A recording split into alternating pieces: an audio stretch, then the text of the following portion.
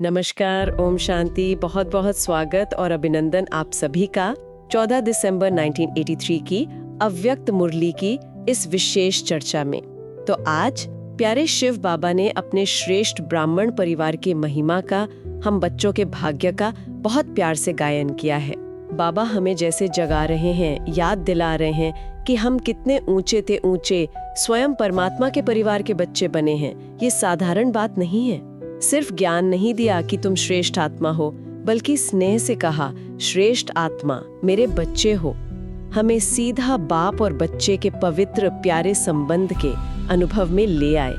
आज की मुरली के गहरे भावों में उतरते हुए हम इसी प्रभु परिवार की श्रेष्ठता, अपने अद्वितीय भाग्य और बाबा के अथाह प्यार की गहराइयों को महसूस करने का प्रयास करेंगे। बाबा ने कितना स्पष्ट बताया है कि कैसे इस एक ईश्वरीय परिवार में आना ही जन्म जन्मांतर की श्रेष्ठ तकदीर को निश्चित कर देता है। बिल्कुल सही कहा। ये मुरली वास्तव में प्रभु परिवार के अलौकिकपन और उससे मिलने वाली अनगिनत अविनाशी प्राप्तियों पर जैसे रोशनी डालती है। सबसे अद्भुत बात तो ये है कि बाप दादा ने स्वयं साकार माध्यम से आकर जो पालना दी है, जो हमें हर संबंध का माता पिता, शिक्षक, सद्गुरु, सखा अनुभव कराया है, वो भाग्य अकल्पनीय है, शब्दों से परे हैं। आज हम मिलकर इसी अनुभव को और गहरा करने का प्रयत्न करते हैं। जरा सोचे, स्वयं परम पिता परमात्मा हमें अपने बच्चों के रूप में देख रहे हैं। ये कितना मधुर, कितना शक्तिशाली संबंध है, जहाँ बाप, बच्चे और भाई बहन सब पवित्रता के धागे से जुड़े हैं। बाप दादा, सारे भाई बहन सब एक स्नेह के सागर में। कभी कल्पना भी की थी कि स्वयं भगवान हमारे लिए हमारे जैसा साकार रूपधारी बनकर हमें इतनी स्नेह भरी पालना देंगे। ये तो सचमुच भाग्य का प्रत्यक्ष अनुभव है। स्वयं बाप हमारे समान साकार रूप में आकर बाप और बच्चे के और फिर सर्व संबंधों के रस का अनुभव करा रहे हैं। हाँ, और इसी साकार पालना और प्रभु परिवार का सदस्य बनने का ही ये फल है कि सब कुछ बदल गया, युग ही बदल गया। हमारा धर्म श्रेष्ठ बन गया, हमारे कर्म श्रेष्ठ बन गए, दुख की दुनिया जैसे सुख के सागर में परिवर्तित हो गई। हम साधारण मनुष्य आत्मा से देवता पद के अधिकारी, पुरुषोत्तम बन गए। जैसे बाबा ने मुरली में इशारा दिया, मानो 63 जन्म हम कीचड़ में रहे और अब इस ईश्वरीय ज्ञान और योग से कीचड़ में कमल समान पवित्र बन गए। कमल समान पवित्र। हाँ, इस परिवार में आने का गहरा अर्थ है माया के हर वार से परे हो जाना। प्रभु के बच्चों पर माया का कोई वार चल नहीं सकता। हम सदा के लिए सर्व प्राप्तियों के खजानों से भरपूर हो गए हैं। और इससे जुड़ी एक और कमाल की बात, बाबा कहते हैं कि हम बच्चे सिर्फ पवित्र ही नहीं बनते, बल्कि मास्टर सर्वशक्तिमान बन जाते हैं। इतने शक्तिशाली कि जड़ प्रकृति भी हमारी दासी बनकर हमारी सेवा करती है। बाबा मिसाल देते हैं कि जन्म जन्मांतर प्रकृति हमारे ऊपर चवर झुलाती है। हाँ, चवर झुलाती है। जैसे महान श्रेष्ठ आत्माओं का स्वागत होता है, ये प्रकृति का भी हमारे प्रति कितना रिगार्ड है। ये केवल भविष्य की बात नहीं है, ये समझना बहुत महत्वपूर्ण है। इस प्रभु परिवार के प्रति आज भी, संगम युग पर भी सर्व आत्माओं के मन में कितना गहरा स्नेह और रिगार्ड है। इसी स्नेह और सम्मान के कारण ही तो आज तक संसार में हमारा यादगार गायन और पूजन होता आ रहा है। श्रीमद् भगवद गीता जैसे महान शास्त्र वास्तव में हमारे ही दिव्य चरित्रों और हमारी इस ईश्वरीय पढ़ाई का ही यादगार हैं, जिन्हें लोग कितने आदर और पवित्रता से सुनते और सुनाते हैं। बिल्कुल, गीता का कितना मान है। हद तो यह है कि आकाश में चमकते सूर्य, चंद्रमा, सितारे भी इसी दिव्य प्रभु परिवार का ही यादगार बनकर पूजे जा रहे हैं, रोशनी दे रहे हैं। सब हमारे श्रेष्ठ भागी की निशानियां हैं। वाह! और फिर बाबा हमें कितना ऊंचा आसन देते हैं, अपने दिल तख्ते नशीन बनाते हैं। ऐसा स्नेह का तख्त जिस पर सिर्फ और सिर्फ प्रभु परिवार के बच्चे ही बैठ सकते हैं। और यहाँ सबसे अनोखी बात क्या है, इस परिवार में हर एक बच्चा तख्त नशीन बनता है, सभी स्वराज्य अधिकारी बनते हैं। बाबा हमें जन्म लेते ही प्रजा का तिलक नहीं, सीधा राज्य अधिकार का तिलक देते हैं। ये कितना विशाल तख्त है बाबा का, जहाँ उनके सब बच्चे समा जाते हैं। क्या सबने अपने इस जन्म सिद्ध राज तिलक अधिकार का अनुभव किया है? रोज करते हैं। हाँ, ये तिलक का सिंबोलिज्म बहुत गहरा है। तिलक सिर्फ एक रस्म नहीं, ये खुशी की निशानी है, ये भाग्य के चमकने की निशानी है, यह हर संकट के दूर होने की निशानी है। अच्छा। जैसे लौकिक में भी कोई विशेष कार्य पर जाता है तो सफलता के लिए तिलक लगाकर भेजते हैं ना। हाँ, भेजते हैं। यहाँ तो स्वयं भगवान बाप हमें जन्मते ही 3 विशेष तिलक देते हैं। पहला है स्वराज का तिलक, आत्मा का अपने मन बुद्धि संस्कारों पर राज। दूसरा, जन्मते ही हम सेवाधारी बन जाते हैं तो सर्विसेबल होने का तिलक। और तीसरा, सबसे महत्वपूर्ण, सर्वे ईश्वरीय परिवार और स्वयं बाप दादा के स्नेही और सहयोगी होने का तिलक। 3 तिलक। हाँ जी, ताज और तख्त का अधिकार तो मिलता ही है सतयुग में, पर ये 3 तिलक तो हमें अभी इसी संगम युग पर जन्म सिद्ध अधिकार के रूप में मिलते हैं। हम सभी ब्राह्मण आत्माएं त्रिमूर्ति तिलकधारी हैं। त्रिमूर्ति तिलकधारी, वाह। बाबा बार बार हमें याद दिलाते हैं कि यही संगम योग, ये छोटा सा पुरुषोत्तम योग ही सर्व प्राप्तियों का समय है। जैसे कोई खजाना खुल गया हो। दाता और वरदाता के बच्चे होने के नाते अभी ऐसी कोई भी वस्तु नहीं है जो हमें अप्राप्त हो। हमारे इस ब्राह्मण जीवन का गायन ही है सर्व प्राप्ति स्वरूप जीवन। भविष्य सतयुग में भी एक अप्राप्ति तो रहेगी ही। स्वयं बाप का ये साकार मिलन, ये मुरली, ये डायरेक्ट पालना नहीं होगी।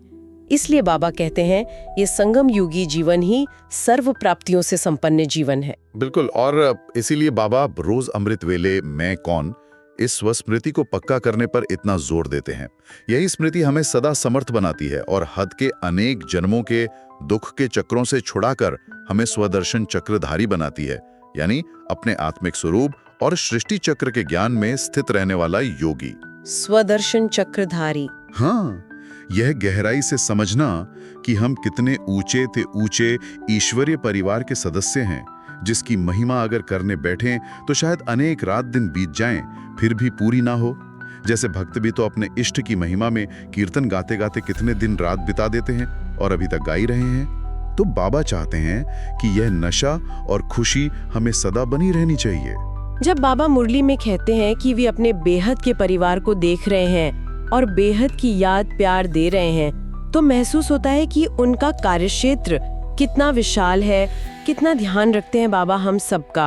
हाँ, ये बात दिल को छू जाती है। बाबा सिर्फ हम ब्राह्मण बच्चों को ही नहीं जगाते। मुरली में बाबा ने स्पष्ट बताया कि वो पहले बच्चों को देखते हैं, फिर भक्तों की संभाल करते हैं, उनकी पुकार सुनते हैं, फिर साइंस वालों को भी नई खोजों के लिए प्रेरणा देते हैं, ताकि विनाश और स्थापना का कार्य समय पर हो। अच्छा, साइंस वालों को भी? हाँ, ज्ञानी आत्माएं हों या ज्ञानी आत्माएं, सभी तो हैं बच्चे ही। बाबा को सभी बच्चों की देखरेख करनी पड़ती है। कितने विभिन्न प्रकार के बच्चों की सेवा है। सच पूछें तो सबसे ज्यादा व्यस्त तो स्वयं शिव बाबा ही हैं। बस अंतर यही है कि उन्हें हमारी तरह शरीर का बंधन नहीं है। सही बात। उनका प्यार, उनकी सेवा अथाह है, सागर समान है।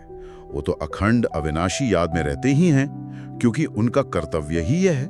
आपने सेवा की बात की तो मुरली में बाबा ने सेवाधारी बच्चों के लिए भी बहुत प्यारी बातें कही हैं। विशेषकर मधुबन निवासियों के भाग्य की बहुत महिमा की है। हाँ, बाबा मधुबन निवासियों के भाग्य को सराहते हैं। हर पल साकार में बाप दादा के समीप रहने का भाग्य, इससे बड़ा सौभाग्य भला और क्या हो सकता है। बाबा कहते हैं वो घर में भी हैं, दर पर भी हैं और दिल पर भी बैठे हैं। वाह। उन्हें तो जैसे योग लगाने की भी जरूरत नहीं, वो स्वतः ही योगी हैं, निरंतर योगी। जैसे बाबा ने मिसाल दी कि ट्रेन के डिब्बे अगर इंजन से जुड़े हुए हैं तो स्वतः चलते रहते हैं, ठीक वैसे ही मधुबन के पट्टे पर होने से वे निराकार इंजन बाबा के साथ स्वतः ही चलते रहते हैं। ये तो बहुत ऊंचा भाग्य है। निश्चित रूप से मधुबन निवासी माना स्वतः ही माया जीत। माया भले कोशिश करे, लेकिन बाप की स्नेह भरी कशिश में रहने वाले सदा माया पर विजयी रहेंगे। और सेवा में भी वो एक मिसाल है। सभी ब्राह्मण बच्चे उनका दृष्टांत देते हैं कि मधुबन में भाई बहनें कितनी अथक सेवा करते हैं, कितने प्यार से। हाँ, उसे अपना घर समझकर करते हैं। बिल्कुल। बाबा उनकी सेवा की सराहना करते हैं, लेकिन साथ में ये भी इशारा देते हैं कि जैसे सेवा में नंबर 1 है, वैसे बाकी सभी सब्जेक्ट्स ज्ञान, योग, धारणा में भी 100% मार्क्स लेने हैं। सबसे ज्यादा सुनते भी मधुबन वाले हैं। पहला ताजा माल, ताजी मुरली उन्हें मिलती है। सूक्ष्म भोजन भी और स्थूल भोजन भी। तो प्राप्ति भी सबसे ज्यादा होनी चाहिए। नया बनता रहता है, वैसे चैतन्य में भी नवीनता दिखनी चाहिए। हाँ, बाबा चाहते हैं कि हर बार जब बच्चे मधुबन में आए तो उन्हें कोई विशेष रूहानी लहर का अनुभव हो। कभी आनंद की लहर, कभी शांति की, कभी परमात्मा प्यार की, कभी ज्ञान रत्नों की गहराई की।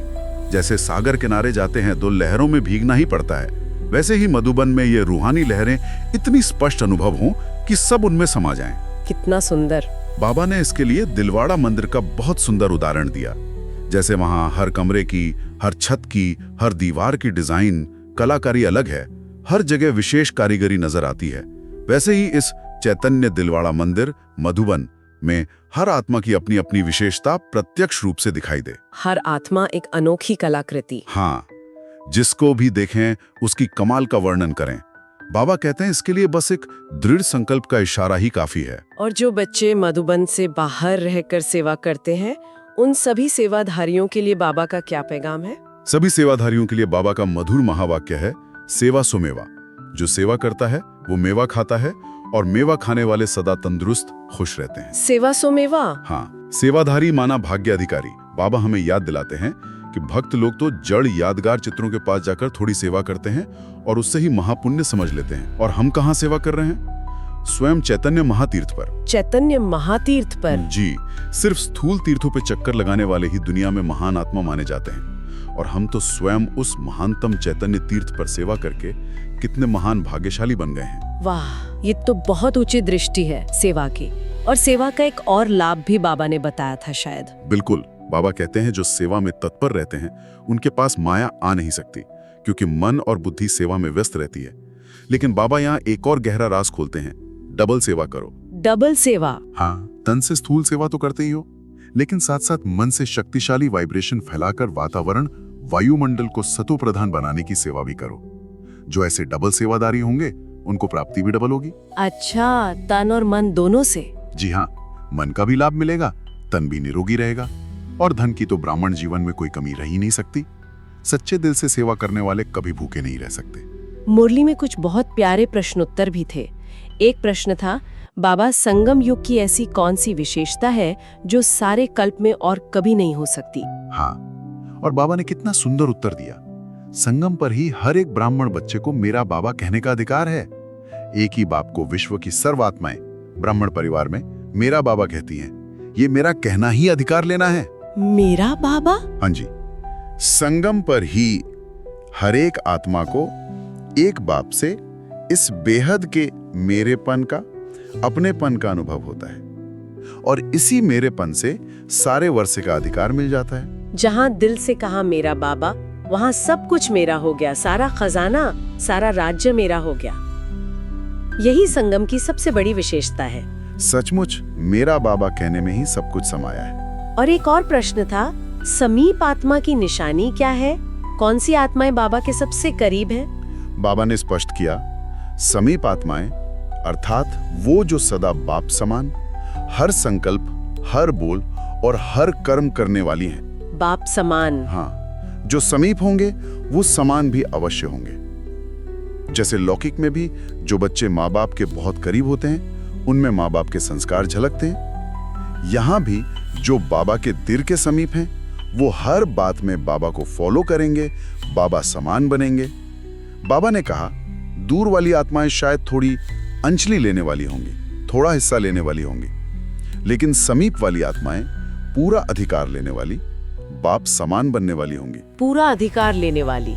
जी, तो जो बाप के संकल्प, बोल और कर्म, वही हमारे संकल्प, बोल और कर्म, इसी को कहा जाता है समीप और समान। तो आज की मुरली का सार जैसे दिल में उतर गया। प्रभु परिवार की ये अद्भुत श्रेष्ठता, इसमें मिला हमारा अनमोल भाग्य। हम कितने ऊंचे से ऊंचे परिवार के सदस्य हैं, स्वयं भगवान की छत्र छाया में, उनकी पवित्र पालना में पल रहे हैं। बाबा का कितना अथाह प्यार, कितनी गहरी नजर है हम सब पर। ये अनुभव सचमुच रोंगटे खड़े कर देता है और दिल को बाबा के प्रति कृतज्ञता और स्नेह से भर देता है। वास्तव में इस ईश्वरीय परिवार का सदस्य बनना ही जीवन का सबसे बड़ा सौभाग्य है, सबसे बड़ी प्राप्ति है। बाबा ने जैसे मधुबन निवासियों को याद दिलाया कि जैसे स्थूल दिलवाड़ा मंदिर की हर कलाकृति अनोखी है, देखने वालों को आकर्षित करती है, वैसे ही इस चैतन्य दिलवाड़ा मंदिर सारे ब्राह्मण परिवार में हर आत्मा की अपनी विशेषता प्रत्यक्ष रूप से दिखाई दे। हाँ, हर आत्मा की अपनी विशेषता। शायद हम सबके लिए आज गहराई से सोचने का बिंदु यही है कि हम अपनी किन दिव्य विशेषताओं को और निखार कर और प्रत्यक्ष कर बाबा के दिल को खुश कर सकते हैं। ऐसा कौन सा एक दृढ़ संकल्प आज हम धारण करें जिससे हम बाप समान बनने के अपने श्रेष्ठ लक्ष्य को जल्दी से जल्दी प्राप्त कर सकें। ओम शांति।